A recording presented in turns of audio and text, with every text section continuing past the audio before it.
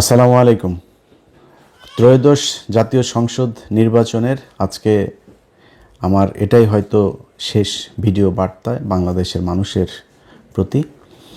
এই ভিডিওতে যে কথাগুলো বলবো, এই কথাগুলো শোনার পরে যদি আপনার সিদ্ধান্ত নিতে ভুল হয় বা সিদ্ধান্ত নিতে আপনি এর পরেও সমস্যা হয়, তাহলে বুঝতে হবে এটা আপনার সমস্যা, আমার সমস্যা না। আমি খুব ঠান্ডা মাথায়, খুব সহনশীল এবং একদম কোনো পক্ষপাত তুষ্ট না হয়ে কিছু কথা বলবো। কথাগুলো বিএনপি, আওয়ামী লীগ, জামাত, হিন্দু, মুসলমান সবার কাছে অনুরোধ থাকলো শোনার।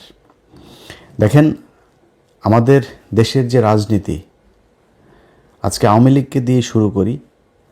আওয়ামী লীগরে বোঝায় লাভ নাই, তারপরও কিছু মানুষ তো আছে এই আওয়ামী লীগ করে যারা কিনা মানে দেশের জন্য মনে করে যে অনেক মানুষ আছে তারা ইন্ডিয়াকে অপছন্দ করে। জামাত, আওয়ামী লীগের অনেক কিছু আছে যেগুলো তারা পছন্দ করে না। ইভেন এই দেলোয়ার হোসেন সাঈদীর ঘটনায় অনেক ছাত্রলীগের রানিং সভাপতি পদ ছেড়ে দল থেকে চলে গিয়েছে। ইসলামের প্রতি তাদের প্রচণ্ড ভালোবাসা আছে, মুসলমানদের প্রতি ভালোবাসা আছে, তারা ভারতকে ঘৃণা করে। আমাদের সাথে তাদের সমস্যা নাই তো। আমি ভিডিওতে বলছি, আমি টঙ্গী কলেজের ছাত্রলীগের সভাপতি কাজী মঞ্জু, টঙ্গী পৌরসভার ছাত্রলীগের সভাপতি কানন। জিজ্ঞেস করেন, খোঁজ নিয়েন, আমার সবচেয়ে ঘনিষ্ঠ মানুষ ছিল তারা টঙ্গীতে, সবচাইতে ঘনিষ্ঠ মানুষ। এখনও যদি নাকি আমি জানি না যে এরা কোথায়, কে কোথায় আছে, যদি তাদের দরকার হয়, আমি আমার বাসায় যদি রাখার জন্য, তাদের নিরাপত্তার জন্য যদি দরকার হয়, আমি আমার বাসা ছেড়ে দেব। আমি যেইভাবে থাকছে, মানে সম্পর্কটা এইরকম। কারণ আমি দেশ থেকে যখন এসছি তখন পর্যন্ত এই দেশের রাজনীতিটা এই পর্যায়ে পৌঁছায় নাই। শিবির করলেই কাউকে গলা কেটে, মানে ক্রস ফায়ার দিয়ে মেরে ফেলতে হবে, এই অবস্থায় হয় নাই। ভারতের মোদির জন্য আমার দেশের মুসলমানদেরকে গুলি করে মারতে হবে, এই অবস্থা তখনও শুরু হয় নাই। তো যারা 5 তারিখ পর্যন্ত, আগস্টের 5 তারিখ পর্যন্ত, আগের দিন পর্যন্ত যারা আওয়ামী লীগ ছেড়ে আসেন নাই, তাদের প্রতি এই হৃদয়ের সম্পূর্ণ শক্তি দিয়ে ঘৃণা জানায় রাখলাম। বাট যেটা বললাম আর কি, যে আওয়ামী লীগের সাথে তো আমাদেরও সম্পর্ক ছিল, তাদের অনেক মানুষ আছে ভারত বিরোধী, তাদের প্রতি আমাদের কোনো ঘৃণা নাই। কিন্তু ভাই, একটা জিনিস বলি, আজকে এই আদালতের বারান্দায় আপনারা আটক হচ্ছেন, মাঝে মধ্যে দেখি চোরাগুপ্তা মিছিল করছেন, তারপরে মাঝখানে আবার একটু ভাঙচুরও শুরু করেছিলেন। এখনও বিভিন্ন জায়গায় আপনারা নানান শেপে, নানান পরিচয়ে আপনারা রাস্তায় নামতে চান, বিদেশে আপনাদের যারা আছে তাদের কথাবার্তা শুনে। শুধু খুব ছোট্ট একটা বিষয় বলি, এই যে 5 তারিখে শেখ হাসিনা পালিয়েছে না, তার চাইতে আরও 15-20 দিন আগে থেকে আলোচনা চলছিল তাকে চলে যেতে হবে। আমি ভিডিও করেছিলাম 21 বা 22 তারিখে যে শেখ হাসিনা পালিয়েছে। ওই সময় থেকেই কিন্তু আলোচনা হচ্ছিল যে শেখ হাসিনা, ওই সময় বলা হয়েছিল যে আপনাকে এখন আপাতত ইন্ডিয়াতে যান, এরপরে আপনি আবার ফের পরিস্থিতি ঠান্ডা করে আপনি আসবেন। আমরা জানি না শেখ হাসিনা ওই 3 দিন কই ছিল। অনেকে বলে আগরতলাতে ছিল, কেউ বলে কলকাতায় ছিল, কেউ বলে দেশে ছিল। আমি 100% কনফার্ম হইতে পারিনি। তো শেখ হাসিনা দেশে এসেই বলল যে শেখের বেটি পালায় না। এরপরে কিন্তু ঠিকই পলাইলো। আপনি পিছনেরটা বাদ দেন, 5 তারিখে পলানোর এটা তো আমরা সবাই এখন জানছি যে এটা 2 তারিখ 3 তারিখ থেকেই এই আলোচনা, 3 বাহিনীর প্রধান দফায় দফায় আলোচনা চলছে, হাসিনা চলে যাবে। যেদিন চলে গেলেন তারও তো 3 ঘন্টা 5 ঘন্টা আগেও তো আপনার 5 তারিখে গিয়েছে, 3 তারিখে সে এই তাপসের সাথে ফোন রেকর্ড ফাঁস হয়েছে, দেখেছেন না? সেখানে সে বলছে সে চলে যাওয়ার কথা। আপনি আওয়ামী লীগ করেন না? আপনি এখনও আদালতের বারান্দায় গিয়ে জয় বাংলা শরীর গরম করা স্লোগান দেন না? এখনও রাস্তায় নামেন না? আপনার জন্য শেখ হাসিনার খারাপ লাগার কথা না? ইভেন এমপি মন্ত্রী যেই সালমান এফ রহমান এত কিছু করলো, তাদেরকেও বলেছে? বলে নাই। ঠিক নিজের আত্মীয় স্বজন, খুব ঘনিষ্ঠ ব্যবসায়িক পার্টনার এদেরকে নিয়ে সে উড়াল দিয়েছে, চিন্তাও করে নাই ভাই আপনাদের কথা। এটাই রাজনীতি। আপনি যে যত কথা বলেন, আজকে যারা ছাত্রদল, যুবদল, বিএনপি, অনেকেই এখন আবার ফের নতুন করে বিশাল দল করেন। আমরা লক্ষ লক্ষ মানুষ দেখছি বিভিন্ন জায়গায় যাচ্ছেন মিছিল টিছিলের নেতাদের দেখার জন্য। ভাই, আপনারা যারা জেল খেটেছেন, আপনার পাশে যে মিছিল করে এখানেই 2-4 জন পেয়ে যাবেন। বিএনপির অসংখ্য মানুষ অনেক কষ্ট সহ্য করেছে। তারা এই জেলখানায় যখন গিয়েছে, তখন জেলখানায় যাওয়ার পরে সারাদিন বিভিন্ন কোর্ট থেকে জেলে যায়, যাওয়ার পরে ওইখানে এই কারা কর্তৃপক্ষের একজন এসে তারপরে বলে যে জামাত শিবিরের কে কে আছেন হাত তোলেন। আমার এই বর্ণনা এক শিবিরের এক ছেলে দিচ্ছিল, পরে ভাই আমি মনে করছি কি আমাদের এবার নিয়ে বোধহয় মেরে টেরে ফেলবে, আমাদের আলাদা করছে কেন। আলাদা করে নিয়ে যায়, 2টা লুঙ্গি দিয়েছে, একটা গামছা, এক জোড়া স্যান্ডেল, তারপরে শুকনা খাবার। এটা জামাতের শিবিরে যারা ধরা পড়েছে তাদের জন্য। আমি অনেক মানুষকে চিনি ভাই, আপনার পরিবার ধ্বংস হয়ে গিয়েছে, ব্যবসা ধ্বংস হয়ে গিয়েছে এই বিএনপির যে নেতার জন্য। আপনি মিছিলে গিয়ে তারপরে আটক হয়েছেন, সেই নেতা আপনার খবরও নেয় নাই। এটাই রাজনীতি। এই যে 21 টেলিভিশনের চেয়ারম্যান 2 বছর জেল খেটেছে, বিএনপি খবরও নেয় নাই। কনক সারোয়ার 9 মাস জেল খেটেছে, কনক সারোয়ারের বোন জেল খেটেছে। আমরা সেই একই ঘটনায় আমরা পালিয়েছি তারেক রহমানের বক্তব্য চালানোর জন্য। বিএনপি আমাদের খোঁজ নেয় নেই, টাকা পয়সা তো পরের কথা, খোঁজও নেয় নেই। আজকে ইলিয়াস হোসেন আজকে জায়গায় এখানে এসে বসলাম, অনেক মানুষ বলেছেন না আমাদেরকে বিএনপি টাকা দেয়, তারেক রহমান টাকা দেয়, বলেছেন না। আজকে এই জায়গায় এসে বললাম, চারানা পয়সার কোনো দিন যদি নাকি বলতে পারে যে জামাত ইসলাম বা বিএনপি থেকে আমাদের কোনো দিন দিয়েছে, বলেন ওটা ফাঁস করতে। ধরেন জামাত, তো এখন তো আমি জামাতের পক্ষে বলছি, জামাত বলবে না মনে করেন, বিএনপিরে বলেন একটা ফাঁস করতে যে আমার একটা টাকা দিয়েছে। আজকে পর্যন্ত কোনো দিন শুনেছেন তারেক রহমানকে নিয়ে কোনো বাজে কথা বলেছে, খালেদা জিয়াকে নিয়ে কোনো বাজে কথা বলেছে, জিয়াউর রহমানকে নিয়ে বাজে কথা? এখন তো তাও একটু সমালোচনা করি খুব ভদ্রভাবে। গেল 5 তারিখের আগ পর্যন্ত 6 বছর বিএনপির তো ক্ষমতা ছিল না, কিছুই ছিল না। বিএনপি জীবনে কোনো দিন আবার ক্ষমতায় আসতে পারবে এটা অনিশ্চিত একটা ভবিষ্যতের মধ্যে ছিল। তখন বলতে পারতাম না? বলেছে নাকি কোনো দিন? যারা বলেছে তারেক রহমানকে চেনেই না, লন্ডনে কি যেন একজন আছে এরকম বলেছে যারা, তাদের সাথে এখন তারেক রহমান ডেকে নিয়ে তারপরে জড়ায় ধরে কোলাকুলি করে, সেগুলো আমরা ফেসবুকে ছবিও দেখি। এটার নামই রাজনীতি। আপনারা কে কী করলো, আপনারা কে আদর্শের কারণে পছন্দ করে, কী কারণে, এটা বাংলাদেশের এই আওয়ামী লীগ বিএনপির ভেতরে নাই। অনেক বিএনপির লোকজনকে চিনি, যারা এই দিন এক এমপিকে দেখছিলাম, তার প্রতিদ্বন্দ্বী জামাতের প্রার্থীর সাথে দেখা হয়েছে। সে বলছে যে ভাই জেলখানায় আপনি আমার ছাড়া কোনো দিন বাসা থেকে খাবার গেলে এই কারণে জেলখানায় অনেক মহব্বত করেছেন আমাকে। এটা হয়েছে, এটাই বাংলাদেশে এই জামাত ইসলাম করেছে। আজকে মানুষের চোখের সামনে 2টা রাস্তা একদম স্পষ্ট হয়ে গিয়েছে। সকালে একটা লাইভ করেছিলাম আপনাদের বাংলাদেশ সময় রাতে। লাইভটা করার পরে সেই ভিডিওটা নানান ধরনের কৌশল করে, ভিডিও চলাকালীন কপি রাইট ম্যানেজারে উঠে নানানভাবে তারা সেটা সরানো হয়েছে। সেই আওয়ামী লীগ যা যা করেছে বিএনপি তাই করছে। জামাত এই আওয়ামী লীগ যেমন সিআরআই করেছিল, তাদের এখন মহাখালী ডিওএইচএসে এক বিরাট বিলাসবহুল এক ভবন তারা ভাড়া নিয়েছে। সেটা নিয়ে সেইখানে হাওয়া ভবনের মানে নতুন যেই ভার্সন, সেই ভার্সন তারা সেই ভবনে শুরু করেছে। এখানে কিছু লন্ডন থেকে যাওয়া কিছু ধান্দাবাজ চান্দাবাজ এগুলো সব একসাথে হয়ে তারা সোশ্যাল মিডিয়াতে প্রতিদিন হাজার হাজার ডলার খরচ করছে তাদের পক্ষে কাজ করানোর জন্য। কাজ হচ্ছে না, আমার ভিডিও সরায় দিছেন। ভাই এইগুলিতে আওয়ামী লীগ করতে, আপনি করেন কেন? আপনারা নিয়ে এত বাজে কথা তো বললেন, যেটা সত্যি সেগুলি বলেছে। আপনার যদি নাকি কাউন্টার কোনো ন্যারেটিভ থাকে আপনি প্রকাশ করেন, আপনি বলেন, আপনার লোকজনিতে। আপনার তো লোকের অভাব নাই, আপনার বহু আমাদের মতো অধম ইউটিউবার, আমরা তো ভাই ছোটোখাটো মানুষ, আপনাদের বহু বড় বড় মানুষ আছে, তাদের দিয়ে বলান, সমস্যা কোথায়? এগুলো করছে, ঘোষণা দিয়েছে এই বিএনপির তথ্য বিষয়ক আপনার সম্পাদক, ঘোষণা দিয়ে আমার ফেসবুক যাওয়ার পরে ঘোষণা দিয়ে বলেছে সে করেছে এটা, অর্থাৎ বিএনপি করেছে। সেই বিএনপি আমাদেরকে যদি ব্যক্তিগতভাবে আরও অনেক কিছু করতো কোনো সমস্যা ছিল না। গেল 1.5 বছরে যে আওয়ামী লীগ ইন্ডিয়ার জন্য আমি নিজের পরিবার, আর্থিকভাবে, সামাজিকভাবে, মানসিকভাবে সব দিক থেকে, এই যে আজকে দেখেন না, এই যে মাথার মধ্যে দেখেন না চুলটুল পাতলা হয়ে গিয়েছে, এটা এই আওয়ামী লীগের কারণে। বহুত কষ্ট সহ্য করেছে, তারই চুলটুল 5 বছরের মধ্যে বুড়া হয়ে গেছে একদম। এটা এই আওয়ামী লীগের কারণে, ইন্ডিয়ার কারণে। সেই আওয়ামী লীগ, সেই ইন্ডিয়াকে নিয়ে আপনারা মিটিং করেন, মিছিল করেন, প্রকাশ্যে ঘোষণা দিয়ে আপনারা বলেন তারা আপনাদের ভাই, তাদের মামলা থাকবে না। মির্জা ফখরুল মামলায় তো আপনি করেন নাই, মামলাগুলি তো আপনার এই জুলাইয়ের আপনার বাড়ির কেউ লোক মারা যায় না। আপনি বলেছেন আপনি ছাত্রদের সাথে এই আন্দোলনে নাই, এটা আওয়ামী লীগ আপনাকে দিয়ে বলিয়েছে। আপনার ভাই আওয়ামী লীগের সাথে ব্যবসা করেছে, আপনি ব্যবসা করেছেন, আপনি ভাতা নিয়েছেন, আপনার মেয়েকে অস্ট্রেলিয়াতে রেখেছেন, ঘর জামাইটাকে অস্ট্রেলিয়া রেখেছেন, সেখানে প্রতি মাসে মাসে ডলার পাঠাইতেন। আপনার তো সমস্যা নেই, আপনি কে যে এটা বলার? একটা মামলাও রাখবো না। আওয়ামী লীগকে আপনারা একদম মাঠে নামিয়ে এনেছেন, এবার জনগণের সাথে মারামারি করবেন। কালকে মারামারি করতে যায়েন, তারপরে বুঝবেন খেলাটা কাকে বলে।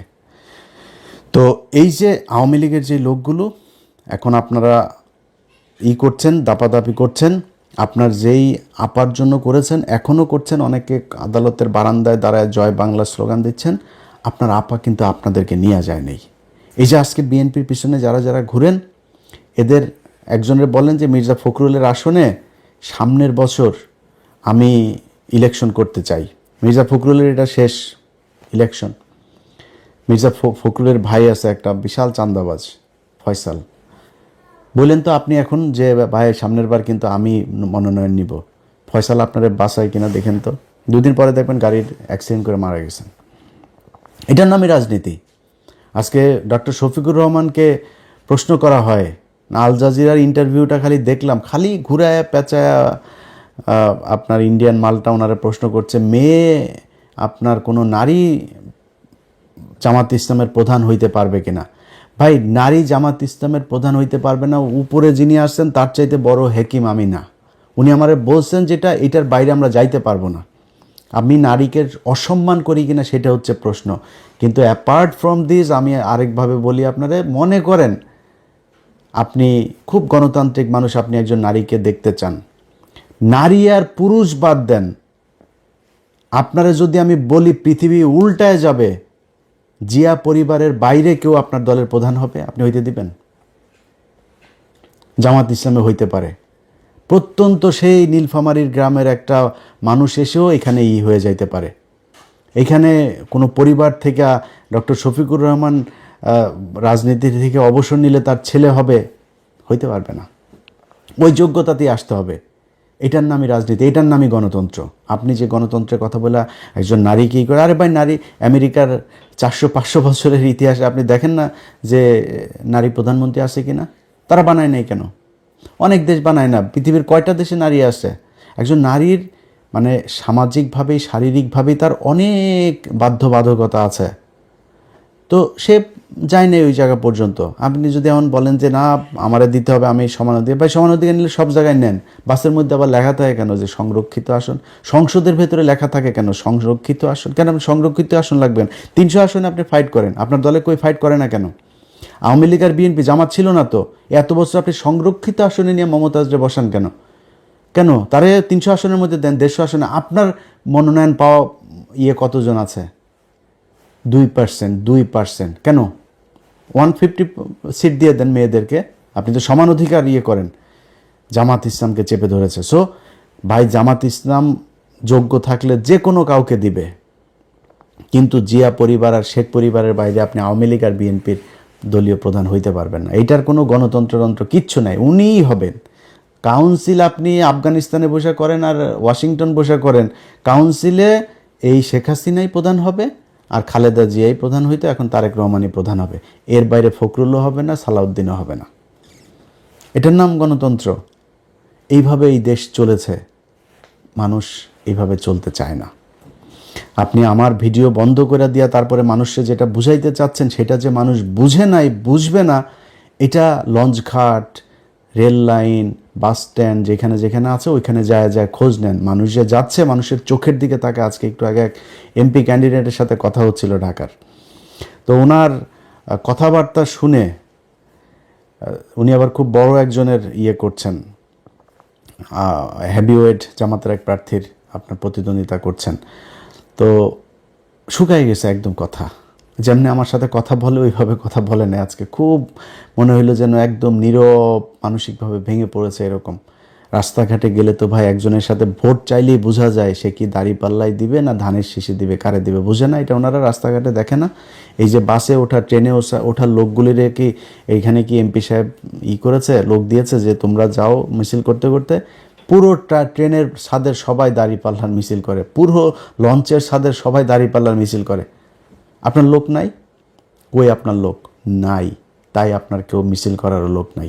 এটাই হচ্ছে রাজনীতি। এই মানুষ এটা বুঝতে শিখেছে যে এই দেশে এই রাজনৈতিক দলগুলো 54 বছর শুধু আমাদেরকে চুষে খেয়েছে, এদেরকে দিয়ে আমার এই দেশের কোনো উন্নতি হবে না। যারা এখনও বুঝতে পারেন নাই তাদেরকে একটু কথা বলি, ভাই আপনাদের এই যে আজকে যেই অবস্থায় এসে আমি সরাসরি দাঁড়িপাল্লার পক্ষে ভোট চাচ্ছি, এটার জন্য অনেক নিজের সাথে নিজে অনেক দিন ধরে যুদ্ধ করছে যে কি করা উচিত। ব্যক্তিগতভাবে হ্যাঁ, যদি বিএনপির পক্ষে করতাম তাইলে হয়তো বিএনপি যদি ক্ষমতায় আসতো তাহলে একটু মোটামুটি থাকতে পারতাম, কিন্তু দিনের পর দিন তাদের যে আচার আচরণ কথাবার্তা, শেখ মুজিবের প্রতি প্রীতি, সেই 5 তারিখের পর থেকে তারা এগুলো করছে। এই যে কাজগুলো যে হচ্ছে, এগুলো আমাদেরকে ধাক্কাইতে ধাক্কাইতে বিএনপির বাইরে নিয়ে এসেছে। আমার তো বিএনপির বাইরে যাইতে চাইনি ভাই। তারেক রহমানের প্রতি এখনও যথেষ্ট সম্মান আছে, শ্রদ্ধা আছে, তারা নিয়ে কোনো বাজে কথা বলি নাই, বলবো না, বলতে চাইও না। কিন্তু এই দলের প্রধান হিসাবে ওনার তো এগুলোর দায় নিতে হবে। যা হয়েছে এখনও পর্যন্ত, যা হচ্ছে, কালকেও আপনি হুমকি দিচ্ছে বাড়ি ঘর দুয়ার সব পোড়ায় দিবে, এই করবে, এগুলো তো ভাই আওয়ামী লীগের বক্তব্য। আপনি কেন সেগুলো বলেন? যাই হোক, তারা তাদেরটা বলবে। আপনারা বাংলাদেশে মানুষ যারা আছেন তাদেরকে বলি, ভাই আমি জামাত ইসলামের কেউ না। জামাত ইসলাম আমি কোনো কথা বললে শুনবে কি না এটাও আমি জানি না। জামাত ইসলামের আমি কোনো বড় পদও চাই না, কোনো সুবিধাও চাই না। জামাত ইসলামের কথা যতটুকু বলি, আমার নিজের যেহেতু কোনো দল নাই, আমি বাংলাদেশে 2টা দলের মধ্যে কম্পেয়ার করেছি যে কাদের হাতেই বাংলাদেশটা নিরাপদ থাকবে। আমার মনে হয়েছে যে জামাত ইসলামের কাছে এটা নিরাপদ থাকবে। তাদের এই গেল 1.5 বছরে অনেক টাকা ইনকাম করার সুযোগ ছিল। তাদের শুনেছেন কোনো দিন এই 1.5 বছর না, কোনো দিন শুনেছেন যে জামাত ইসলামের কোনো লোক বিদেশে টাকা পাচার করেছে? এই যে এতগুলো মানুষ তারা মারা গেল, কোনোদিন কেউ বিদেশে পালিয়ে গিয়েছে শুনেছেন? যাইতে হয়নি, তারা এইখান থেকে যায় না। এই ইমানের শক্তি তাদের আছে। আপনার এলাকায়, আপনি আপনার বাড়ির পাশে আপনি করেন ভাই, কালকে সারা রাত অন্তত কয়েক হাজার কোটি টাকার লেনদেন হয়েছে। এই টাকা পয়সা নিয়ে যদি মনে করেন আপনি যে টাকা দিয়েছে ইমান দেখাবেন, আরে ভাই আপনি তো 2 নাম্বারই করেছেন টাকা নিয়েই। 2 নাম্বারই করলে আরেকটু 2 নাম্বারই করেন। ওর এই কথাটা শুনে না, যে কথা দিয়েছেন এই কথাটা রাখেন না। দেশের জন্য, আপনার ভবিষ্যতের জন্য এই 500 আর 1000 টাকার জন্য নিজেরা বিক্রি করেন না। ভোটটা যেখানে আপনার প্রতিবেশী যে মানুষগুলো আছে, রাজনীতিবিদ যারা আছে 2টা দলের মধ্যে, তাদের চরিত্র দেখেন, তারা কে কীরকম, কী করতে চায়, কি হয়েছে 54 বছরে তারা কি করেছে, এগুলোর দিকে একটু হিসাব করেন, করলে উত্তর পেয়ে যাবেন আপনি ভোট কাকে দিবেন।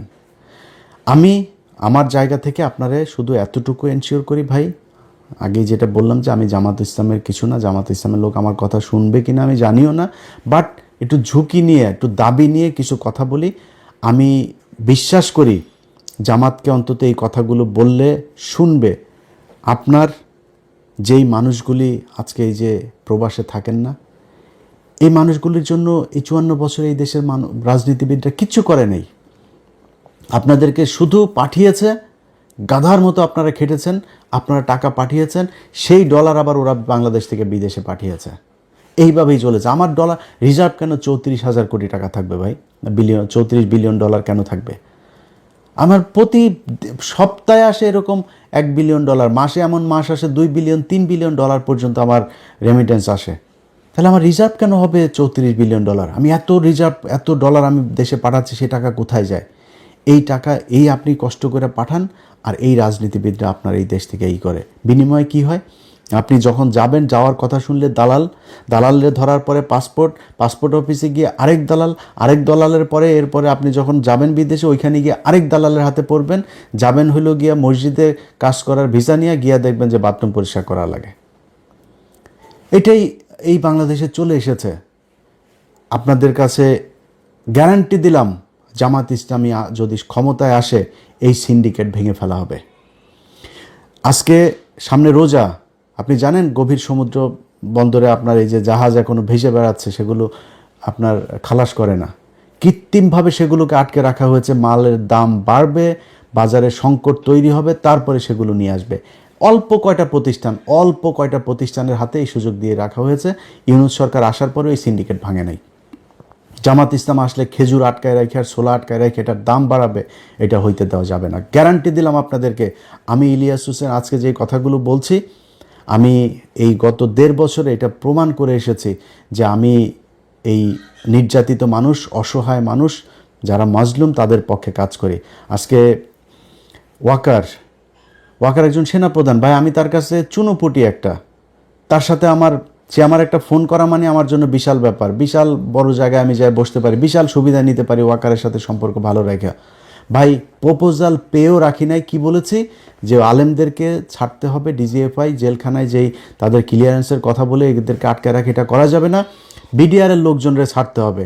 এটার জন্য তাদের সাথে আমার সম্পর্ক এসেছে। ভাই আমার মতো একটা মানে খুবই মানে কি বলবো যে মানে দুর্বল একজন মানুষ, আমি তো পাওয়ারফুল না ভাই, আমার ফ্যামিলি ব্যাকগ্রাউন্ডে বিশাল পাওয়ারফুল কেউ নাই, আমার মতো একজন মানুষ, আমি তার এটাতে বিক্রি হই নাই, তার এখানে যায় আমি কিছু চাই নাই নিজের জন্য। জামাত ইসলামী যদি ক্ষমতায় আসে, আপনাদেরকে কথা দিলাম নিজের জন্য কিছু করব না। এই দেশের যে প্রবাসীরা ভারত থেকে সৌদিতে যেতে যেই কয় টাকা লাগে, বাংলাদেশ থেকে ওই কয় টাকা লাগতে হবে। একজন মানুষকে জামাত ইসলামকে সময় দিব 4.5 বছর, 5 বছরের মধ্যে 6 মাস আগে তাদেরকে হিসাব বুঝাই দিতে হবে যে একজন মানুষ যে কিনা এমপি থাকবে, মন্ত্রী থাকবে, সরকারি কোনো পদে থাকবে, সে বিদেশে ট্রিটমেন্ট দিতে যাইতে পারবে না। যদি ট্রিটমেন্ট নিতে যাইতে হয়, তাহলে প্রত্যন্ত একটা গ্রামের অসহায় যার চিকিৎসা নেওয়ার 1 টাকাও নাই, আপনি যেই রোগের জন্য মনে করেন বাংলাদেশে চিকিৎসা নাই, সেই চিকিৎসায় যদি আপনাকে বিদেশ যাইতে হয়, তাহলে এই রোগ তো আপনার একার হয় না, গ্রামের একটা প্রত্যন্ত গ্রামের মানুষেরও এই রোগ হয়, তাহলে তাকে আপনার নিয়ে যাইতে হবে বিদেশে, এটা সরকারি খরচে এই ট্রিটমেন্ট তাকে দিতে হবে। আমি আজ পর্যন্ত আপনাদেরকে আমি বললাম, শুনেছেন জামাত ইসলামের নেতা একজন বিদেশে সিঙ্গাপুরে ট্রিটমেন্টের জন্য গিয়েছে? জামাত ইসলামের নেতাদেরকে লাভ দিয়া যায়, পাতলা পায়খানা হইল, যা থাইল্যান্ডে সিঙ্গাপুরে যায় ট্রিটমেন্ট নিতে হয়েছে। এই বিএনপি আওয়ামী লীগ এদের কিছু হইলেই বিদেশ, এয়ার অ্যাম্বুলেন্স যা কিছু আছে সব কিছু রেডি থাকে এদের জন্য, ট্রিটমেন্ট নিতে যায়। আমি আপনাদেরকে গ্যারান্টি দিলাম, নিজের সর্বশক্তি দিয়া আপনাদের জন্য এই জিনিসগুলো আদায় করব ইনশাল্লাহ জামাত ইসলামের কাছে।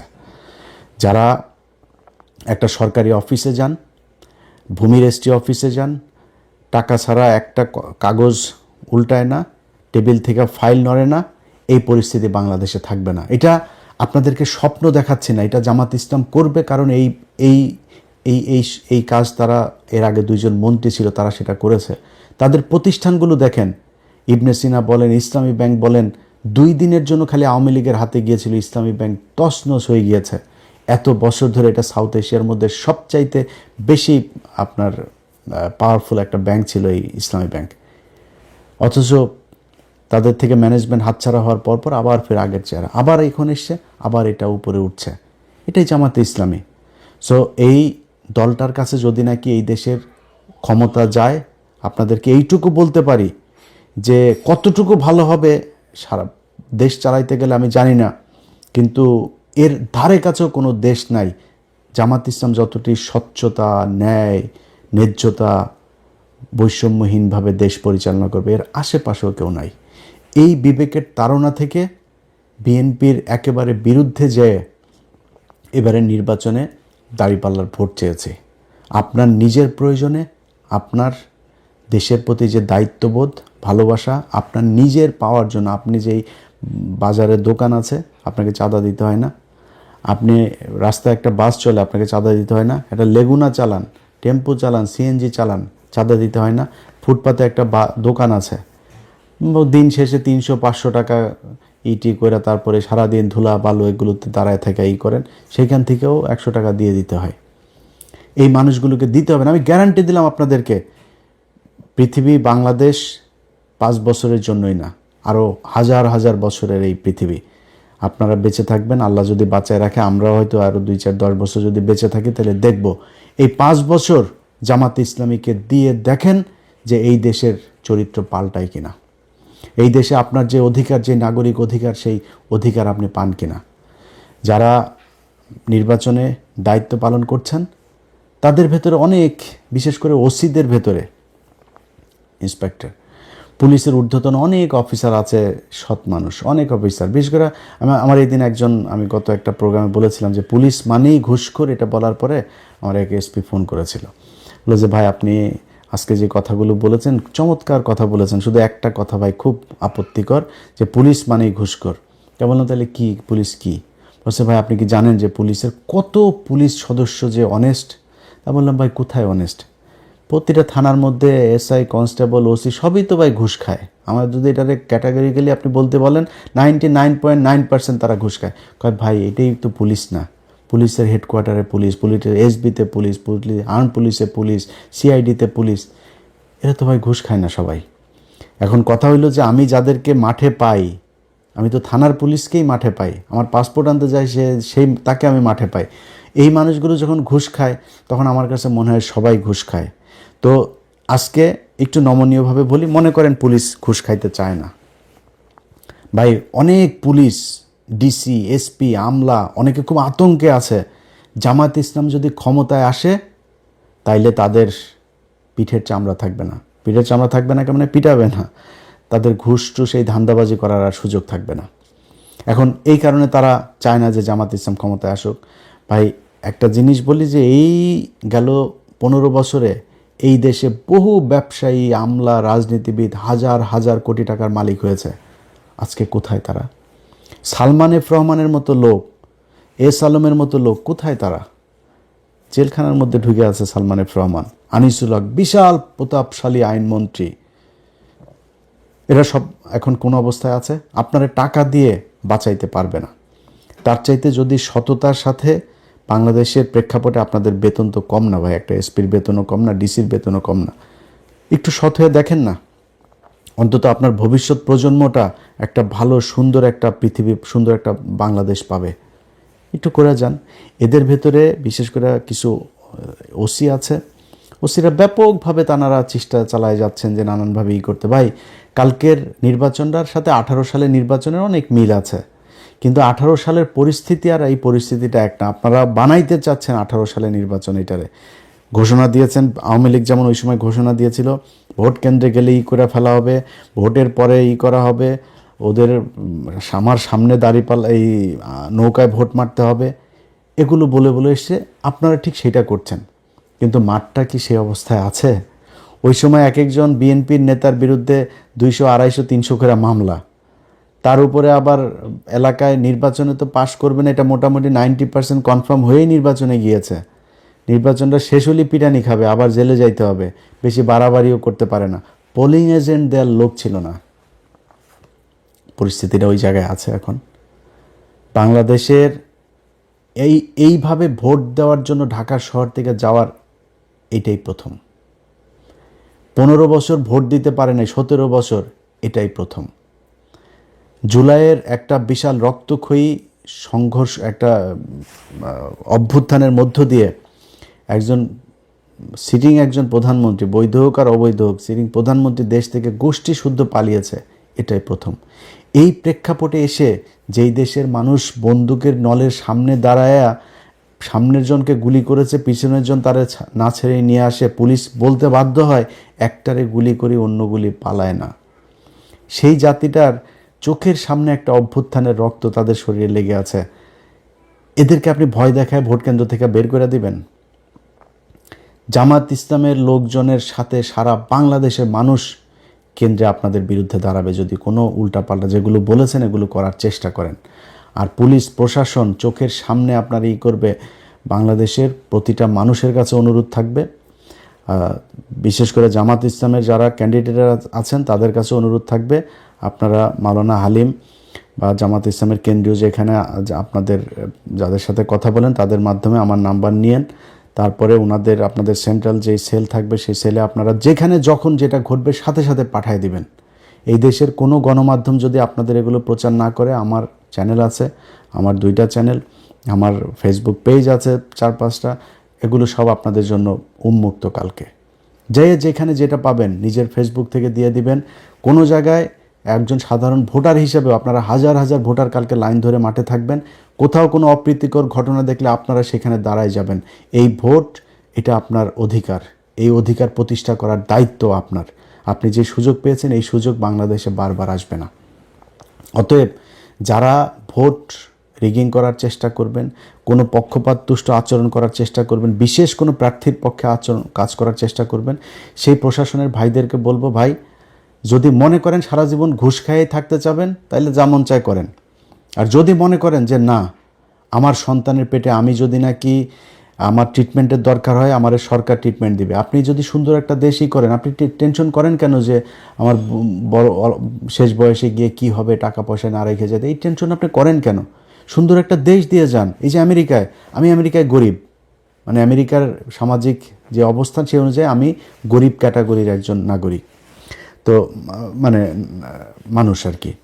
তো আমি যেহেতু অল্প টাকার ইনকাম করি, অল্প টাকা ট্যাক্স পে করি, তো ট্যাক্স ফাইল করার ওই অনুযায়ী আমি ওই ক্যাটাগরিতেই আমার ট্রিটমেন্ট ফ্রি এখানে। এটা বাংলাদেশে সম্ভব, খুবই ইজিলি সম্ভব। আমি আপনাদের বললাম ভাই, যদি জামাত ইসলাম ক্ষমতায় আসে, আমি কয়েকটা জিনিস আমি তাদেরকে খুব করে মানে মানে সর্বোচ্চ চেষ্টা করব আমার এটা করার জন্য। এক নাম্বার হয়েছে, এই প্রবাসে যারা থাকে বা প্রবাসে যাবে, সে ভিআইপিদের মতো যাবে, ভিআইপিদের মতো আসবে, তার সর্বোচ্চ কমফোর্ট দিতে হবে। এই মানুষগুলো 15 বছর 20 বছর ছোট বাচ্চা রেখে যায়, সেই বাচ্চা বিয়ে করার পরে বিদেশ থেকে ফিরে আসতে পারে না। এটা কোনো জীবন হলো নাকি? এই মানুষগুলোর জন্য সর্বোচ্চ কমফোর্ট আপনাকে এনশিওর করতে হবে। যে হসপিটালগুলোতে মানুষ ফ্লোরে শুয়ে থাকে, ভাই আমার দেশের এখন এই মুহূর্তে $34 বিলিয়ন আমার রিজার্ভ। আমার রিজার্ভ দিয়ে যদি আমি বাংলাদেশের মানুষকে বাঁচাইতে পারি না পারি, আমার এই টাকা দিয়ে কী হবে? খুব বেশি না, 5টা হসপিটাল করেন আপনি এখান থেকে $3 বিলিয়ন খালি খরচ করেন। আমার $3 বিলিয়ন পদ্মা সেতু করা হয়েছে না, 32 কোটি টাকা দিয়ে 45 কোটি টাকার উপরে গিয়েছে, প্রায় $4 বিলিয়ন $4.5 বিলিয়ন খরচ হয়েছে। আমি আর $4 বিলিয়ন দরকার নেই, $2 বিলিয়ন খরচ করেন, 5টা হসপিটাল করেন, ভাই এই দেশে কোনো মানুষ চিকিৎসাহীন হয়ে মারা যাবে না। এর মারা যাচ্ছে, প্রতিদিন মারা যাচ্ছে, কেন মারা যাবে? এই মানুষগুলোর জন্য কিছু করতে চাই, প্রবাসীদের জন্য করতে চাই। যেই অফিসগুলোতে ঘুষের জন্য মানুষ কোনো কাজ করতে পারে না, এই ঘুষ সেগুলো বন্ধ করতে হবে ভাই। যেই স্টাইলে এই বাংলাদেশ 54 বছর চলেছে, এখান থেকে বের হয়ে আসতে হবে। এই বের হয়ে আসার জন্য আগামীকালকে আপনাকে দাঁড়িপাল্লায় ভোট দিতে হবে। আপনাকে কথা দিলাম, আমি ইলিয়াস হোসাইন, যদি নাকি এই জামাত ইসলাম যদি আপনাদেরকে যেই স্বপ্ন দেখাচ্ছে, আমি নিজেও যেটা দেখাচ্ছি, এই পথে যদি না চলে, আমি আল্লাহ যদি বাঁচিয়ে রাখেন 2031 সালের নির্বাচনে আমি প্রথম ব্যক্তি হব যিনি কিনা জামাত ইসলামের বিরুদ্ধে নির্বাচনে ক্যাম্পেইন করব। এটা আজকে আপনাদেরকে বলে রাখলাম খুব সুস্পষ্টভাবে। ভাই, বিএনপিতে আমার বহু পছন্দের মানুষ আছে। ইভেন আপনি জানেন যে আমি বিএনপির এরকম অনেক জায়গাতে আছে যেই জায়গার বিরুদ্ধে কোনো ওই জায়গার জামাতের ওই ক্যান্ডিডেট যদি আমার বলেও না যে আমি তার পক্ষে নির্বাচন করার জন্য তার পক্ষে কিছু একটা পোস্ট করার জন্য, আমি করব না। নাম বলবো না আমি কার, ঢাকাতেও আছে এমনকি, আমি তার পক্ষে করব না। আমার কিন্তু অনেক পছন্দের মানুষ আছে বিএনপিতে। এই যে আলতাফ হোসেন চৌধুরী আমার খুব পছন্দের মানুষ, এই লোকটা কিন্তু আমি তার পক্ষে আমি মানে ভোট চাচ্ছি। ওখানে যারা ভোটার আছেন, আলতাফ ভাইরে ভোট দিয়েন। এরকম অনেকগুলো জায়গা আছে, অন্তত 8-10টা জায়গা আছে আমার খুব খুব কাছের মানুষ বিএনপি নির্বাচন করছে। আপনারা আমার শত্রু না। সব শেষ যেই কথাটা বলে শেষ করতে চাই, বিএনপির ভাইরা হারের জন্য প্রস্তুতি নেন। জিতলে কি করবেন? ভাঙিয়ে ফেলবেন, উল্টায় ফেলবেন, ছিঁড়া ফেলবেন, ওগুলি আপাতত একটু পকেটে রাখেন, রেখে হারের জন্য প্রস্তুতি নেন। আগামীকালকে রাতে যখন 200-250 বের হবে, আপনার ফলাফল বের হবে, এরপরে দেশে যদি কোনো ক্যাওস তৈরি করতে চান, সেখানে তৃতীয় পক্ষ সুযোগ নেবে। সো যেই বিষয়টা আপনাদেরকে বলতে চাই, কোনো ধরনের শয়তানি করা যাবে না। যদি করেন তাহলে কিন্তু আম ছালা সব সমানে যাবে। নির্বাচন করবেন, হারবেন, হারার পরে চুপচাপ থাকবেন, সামনের 5 বছর পরে কি করবেন সেটা করার জন্য প্রস্তুতি নেবেন। আগের মতো আপনারা জেলেও কেউ পাঠাবে না, আগের মতো গুমও করবে না, শিলং সালাউদ্দিনের মতো শিলংয়ে যেয়ে বসে থাকতে হবে না, দেশেই থাকবেন। এই জামাত ইসলাম আপনাকে যথেষ্ট সম্মান করবে, যথেষ্ট সম্মান করা হবে আপনাদেরকে। কোনো এই অ্যাগ্রেসিভ কোনো কিছু, কোনো সিদ্ধান্ত, কোনো ধরনের আচরণ আপনাদের সাথে জামাত ইসলাম ক্ষমতায় গিয়ে করবে না, আমি আপনার গ্যারান্টি দিলাম এটা। সো নির্বাচন সাধারণ মানুষ যাকে সমর্থন দেয়, যার প্রতি তাদের ভোট দেয়, সে বাংলাদেশে নির্বাচিত হবে। তারা দল গঠন করবে, সরকার গঠন করবে, তারা দেশ পরিচালনা করবে, বাকিটা বিরোধী দল হিসেবে থাকবে। আপনারা যে এই মুহূর্তে 2025-26 সালে যে আপনারা নির্বাচন করছেন, এটা করার কথা ছিল, আপনারা ছেড়েই দিয়েছিলেন। 24-এ হয়েছে, আবার 29-এ হবে, আওয়ামী লীগই আসবে। আজকে নির্বাচন করতে পেরেছেন, এইটাই বিশাল ব্যাপার। জেলখানা থেকে বাবর ভাইয়ের বের হওয়ার কথা ছিল না, বের হয়েছেন। বের হয়ে তারপরে আপনি যে নির্বাচন করছেন, এটা মিরাক্কেল, এটা আল্লাহ নিজে আপনাকে দান করেছে। ওই জায়গা থেকে আওয়ামী লীগের মতো দানব নাই, আপনি বিরোধী দল হিসাবেও একটা ক্ষমতা নিয়ে আছেন দেশে, এটাই আপাতত অনেক বড় কিছু। দল গুছান, দলের যে সমস্যা আছে, যেগুলো মানুষ পছন্দ করে না, সেগুলো বন্ধ করেন, বাদ দেন, দিয়ে নতুন করে তৈরি করেন। ভালো কিছু করলে জামাত ইসলামের যেই সমস্যাগুলো থাকবে এই 5 বছরে, এগুলো বিরুদ্ধে একটা জনমত তৈরি করবেন, করে মানুষকে বুঝাবেন যে আমরা এগুলো কাটায় উঠতে চাই, এই করবে, এবং আপনার কার্যক্রম দেখেই বুঝবে যে আপনার আসলে ভালো কিছু করবেন কিনা। টাকা পয়সা নিয়ে, মনোনয়ন দিয়া, টাকা পয়সা নিয়ে ধান্দাবাজি করে তারপরে দল গঠন করে চোর বাটপার ঋণ খেলাপিরে দিবেন, তারপরে চাঁদাবাজদের বহিষ্কার হওয়া লোকজনরা আবার ফের দলে ফিরায় না তার মনোনয়ন দিবেন, এইভাবে তো ভাই মানুষ আপনারা পছন্দ করবে না। সো দল করতে হইলে জামাত ইসলাম অনেক খারাপ, জামাত ইসলামের কোনো বহুত সমস্যা, যা মনে চায় আপনি মনে করেন। জামাত ইসলাম নিজের টাকায় রাজনীতি করে, মানুষের দোকান থেকে টাকা তুলে চাঁদাবাজি করে রাজনীতি করে না। আপনারা সেই ব্যবস্থা করতে হবে। আপনার দলের মানুষ টাকা দিয়ে রাজনীতি করবে। যেদিন দলের মানুষ দলের টাকা দিয়ে রাজনীতি করবে, সেদিন আপনার ঘরের সামনে এই বালুর ট্রাক বসায় রেখে আসতে পারবে না, ওইটারে উল্টায় ফেলবে। কারণ ওর দল করে ও নিজের টাকা দিয়ে, নিজের খরচ দিয়ে। এক একজন রোকন নিজের প্রতি মাসের বেতনের 5% দিয়ে দেয়। 1 লাখ টাকা যে বেতন পায়, সে 5,000 টাকা দলকে দিয়ে দিতেই হবে, বাধ্যতামূলক। সে দল থেকে কোনো কিছু নেয় না। এটা হচ্ছে তাদের রাজনীতি। সেই ধরনের একটা দলের সাথে আপনি কম্পিটিশন করবেন, আপনার তো এরকম কোনো কিছু জিনিস তো আপনাকে উদ্ভাবন করতে হবে, করে তারপরে নতুন করে আপনাকে দল গুছাইতে হবে। বাংলাদেশের মানুষ যা চায় সেটা বুঝাইয়া সেটা বাংলাদেশের মানুষের সামনে উপস্থাপন করবেন। মানুষ যদি মনে করে ক্ষমতায় আসবেন, এর তো কোনো স্বৈরাচার নাই, এখানে বিশাল আকারের কোনো কিছু নাই। যা বলা হচ্ছে আগে থেকেই, যে যদি সুষ্ঠু এবং কি যেন বলে, এই হইলে আমরা নির্বাচন মানব। আগে থেকে হারলে কি বলবে, এটার মোটামুটি একটা দিয়ে দিল, যে হেরেই তারপরে বলবে যে নির্বাচন সুষ্ঠু হয়নি, হয়নি। ওইটা বলেন। এই দেশে কোনো দিন বিরোধী দলে গিয়ে কেউ নির্বাচন মানে নাই, কারচুপি ছাড়া বলেও না। আপনারা ওইটাই বলবেন, বলেন, সমস্যা নাই, কিন্তু বেশি বাড়াবাড়ি করা যাবে না। যদি বাড়াবাড়ি করেন, আওয়ামী লীগ আছে, ডিজিএফের একটা গ্রুপ আছে, তারা কিন্তু ঝামেলা বাঁধাবে। এটা আজকে বলে রাখলাম। চুপচাপ থেকে সুন্দরভাবে একটা মানে সুষ্ঠু পরিবেশে নির্বাচন হবে।